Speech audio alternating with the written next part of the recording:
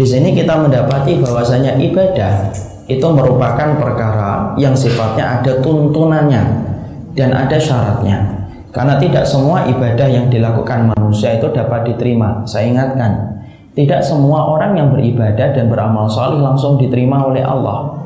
Karena ternyata kita mengambil analogi yang mudah. Kalaulah orang yang menanam padi, belum tentu dia panen dengan padi yang dia tanam. Kalaulah orang yang merintis bisnis, dia tidak secara otomatis akan sukses dengan bisnisnya. Sebagaimana orang yang memberikan laporan dari bawahan, tidak otomatis atasannya akan menerima laporan dari bawahannya. Wallahi, menjadikan ibadah dapat diterima oleh Allah bukan merupakan sesuatu yang gampang, tetapi sesuatu yang sulit.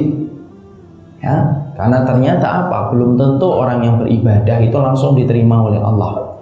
Setan, iblis itu senang sekali menggoda hati kita. Dia genit untuk menggoda hati kita supaya menjadikan kita ketika beribadah serta merta otomatis kita merasa ibadah itu telah diterima oleh Allah. Karena kalau orang ketika beribadah terlalu percaya diri bahwasanya ibadahnya pasti diterima oleh Allah, pasti dia kalau beribadah apa adanya dan ala kadarnya. Tidak penting kualitas, karena baginya yang penting kuantitas. Padahal Allah tidak pernah meminta kuantitas antum dan saya beribadah, tetapi Allah itu meminta kualitas kita dalam ibadah. Karena ibadah itu ada syarat sah yang harus kita perhatikan. Mungkin kita harus paham, apakah ada amal yang ditolak oleh Allah? Banyak. Mana dalilnya Allah itu menolak amal ibadah? Dalilnya sebagaimana kita hafalkan dalam surat Al-Ghasyiyah ayat yang ketiga dan ayat yang keempat. Amilatun nasibah tasla naron hamiyah. Amilatun nasibah. Berapa banyak orang yang beramal, kepayahan dan keletihan ketika dia beramal, tetapi dia tidak mendapatkan surga. Allah justru mengancam orang yang kepayahan dan keletihan ketika Allah menyampaikan tasla naron hamiyah, justru mendapatkan api neraka yang menyala-nyala.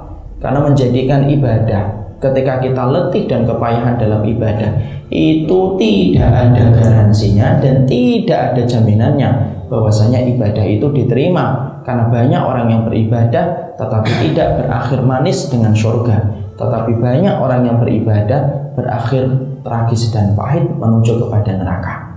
Disitulah kita paham, disitu kita ngerti, jangan sampai kita termakan dengan bisikan manisnya iblis ketika kita merasa ibadah tadi sholat Jumat sudah langsung diterima oleh Allah. Karena kalau orang itu sudah merasa semua ibadahnya diterima, maka dia akan beribadah ala kadarnya dan apa adanya. Dan ketika dia beribadah kepada Allah, maka dia tidak memperhatikan bagaimana kualitasnya. Padahal Allah tidak meminta dan tidak menuntut yang banyak, tetapi Allah itu meminta dan menuntut yang berkualitas, dan kualitasnya ibadah sesuai dengan syarat yang ditetapkan olehnya, yaitu yang pertama ikhlas mengharapkan ridhanya Allah, dan yang kedua sesuai dengan tuntunan sunnah. Sebelum kita bahas ini, kata-kata sunnah di sini harus kita paham. Sunnah, nah ini kita benarkan. Masyarakat kita mengartikan sunnah adalah apabila dilakukan itu mendapatkan pahala. Kalau kemudian tidak dilakukan, tidak apa-apa. Seringnya kita bingung ketika kita berkata kepada saudara kita, kerabat kita, itu sunnah. Kemudian orang itu komentar, "Alah, kalau dilakukan tidak apa-apa, dapat pahala. Kalau tidak juga tidak apa-apa."